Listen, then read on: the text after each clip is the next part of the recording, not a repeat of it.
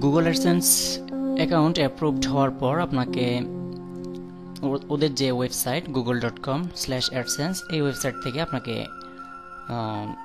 Code implement করে আপনার ওয়েবসাইটে সেট করে দিতে হবে। তারপর আপনি গুগল অ্যাডসেন্স শো করাতে পারবেন এবং আপনার আর্নিংস হবে। তো আমরা যদি আমাদের অ্যাড্রেস বারে google.com/adsense দিয়ে দিই, আমাদের সামনে এই ডায়লগ বক্স আসবে। এখানে আমরা আমাদের অ্যাপ্রুভড হওয়া যে ইমেল অ্যাড্রেস এবং পাসওয়ার্ড রয়েছে সেটি দিয়ে আমরা সাইন ইন বাটনে ক্লিক করার মাধ্যমে আমরা গুগল অ্যাডসেন্সের হোম পেজে প্রবেশ করতে পারবো।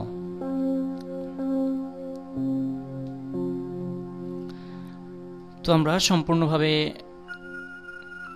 নতুন একটি গুগল অ্যাডসেন্স অ্যাকাউন্টে অ্যাড ইমপ্লিমেন্ট করার জন্য, অর্থাৎ অ্যাড কোড তৈরি করার জন্য আমরা মাই অ্যাডসে ক্লিক করব।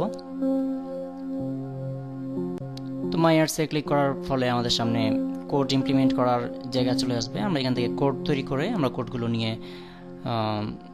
বসিয়ে দেব। লক্ষ্য করুন এখানে নিউ অ্যাড ইউনিট নামে একটি অপশন দেখতে পাচ্ছি। আমরা এখানে ক্লিক করার মাধ্যমে আমাদের সামনে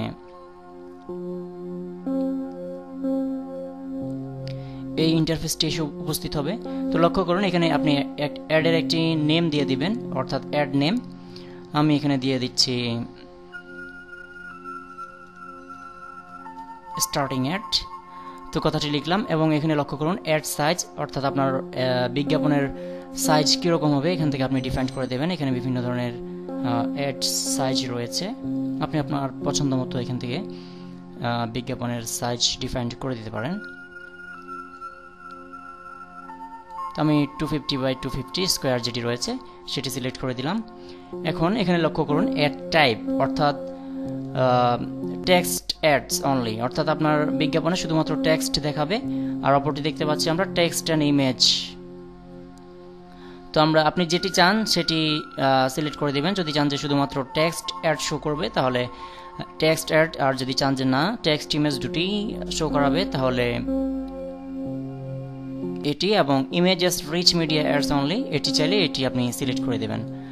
তো তারপর আমরা দেখতে পাচ্ছি প্রিভিউ দেখাচ্ছে, অর্থাৎ আপনার অ্যাডের যে স্টাইল সেটি কেমন হবে আপনি এখান থেকে স্টাইল চেঞ্জ করে দিতে পারেন। লক্ষ্য করুন আমি এখানে ক্লিক করলে আমার বর্ডার কীরকম হবে, টাইটেল কীরকম হবে, ব্যাকগ্রাউন্ড, টেক্সট, ইউআরএল এগুলো আমরা চেঞ্জ করে দিতে পারি।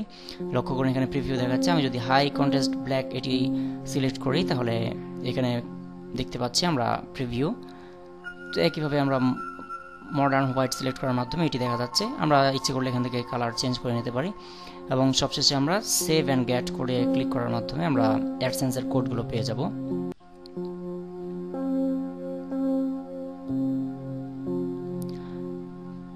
লক্ষ্য করুন আমাদেরকে অ্যাড দিয়ে দেওয়া হয়েছে, অ্যাড কোড। আমরা যদি এখন কোডগুলি আমাদের ওয়েবসাইটে HTML স্ক্রিপ্টের সাহায্যে যোগ করে নেই তাহলে আমাদের বিজ্ঞাপন দেখা যাবে। তো এভাবেই আমরা একটি অ্যাপ্রুভড